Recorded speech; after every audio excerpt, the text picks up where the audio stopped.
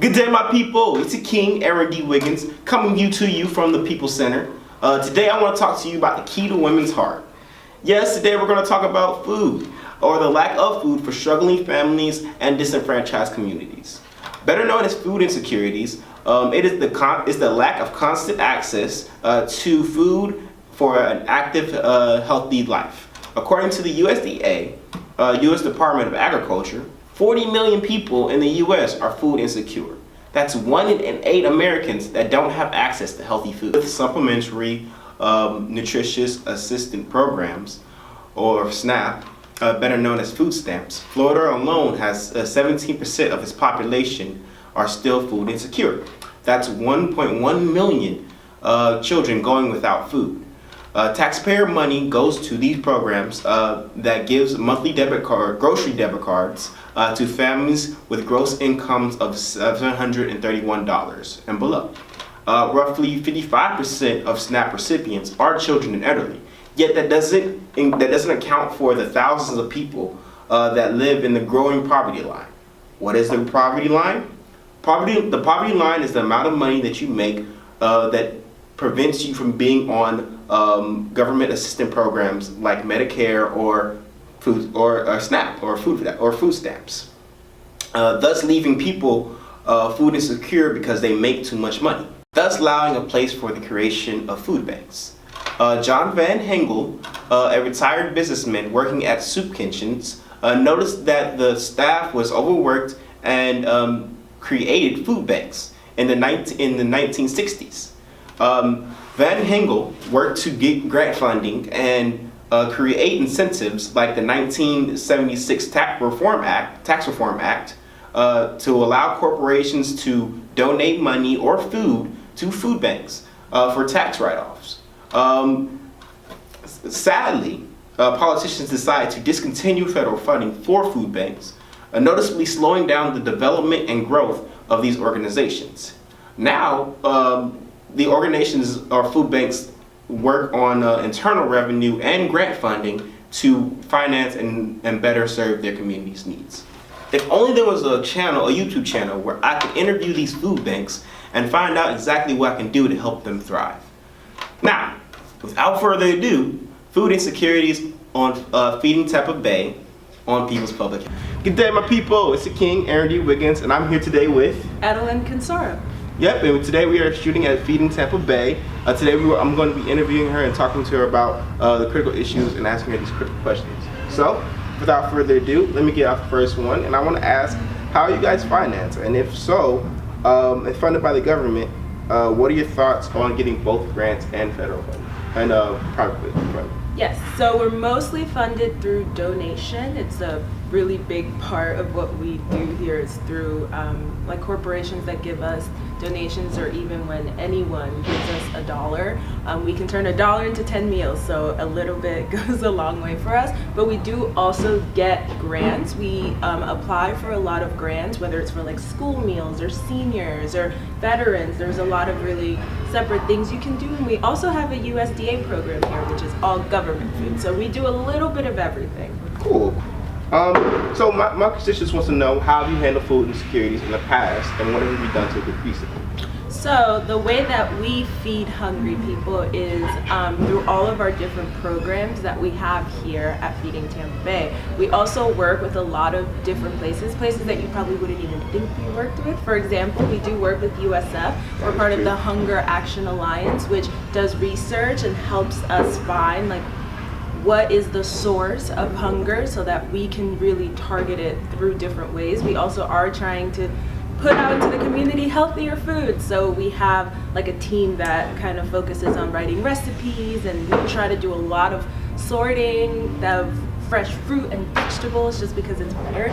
And now with our merger with Trinity Cafe, we can serve actual like ready to eat meals to the community, so exactly, it's perfect. Giving that back to the community. Exactly. All right.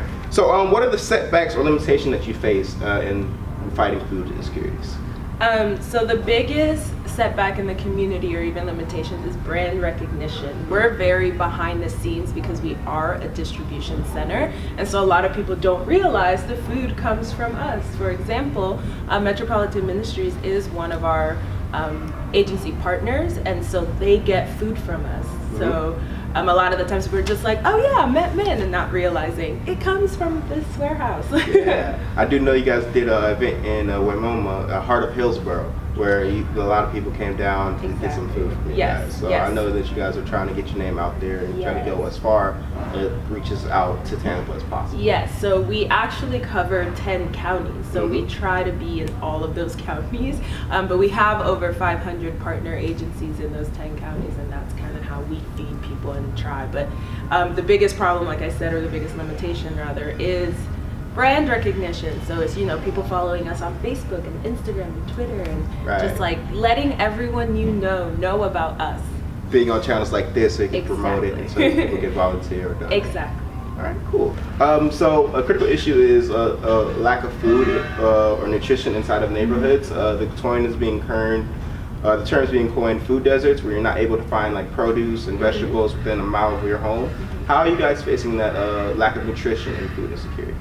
So when it comes to food deserts, one of our programs is a mobile pantry. So what we do is we drive our truck out into this food desert in this community that needs food, and we open up our doors and say, come and get food if you need it. So when it comes to those outlying counties, because like I said, we do cover 10 counties, and some of those counties are in food deserts. It's just a lot of that county is a food desert, and so we have mobile pantries that go out there.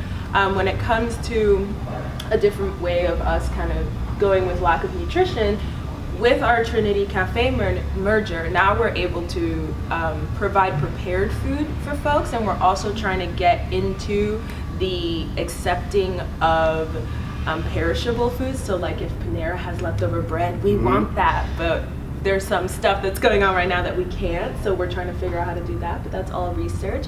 And there's also the fact that we work with a lot of farmers in the area for our produce and stuff like that. So we're trying to get a little bit from everywhere. We use our sources very well, and that's how we kind of tackle that nutrition and food desert issue. All right, all right. So what do you guys need back as a sign of support and letting you know the community is with you?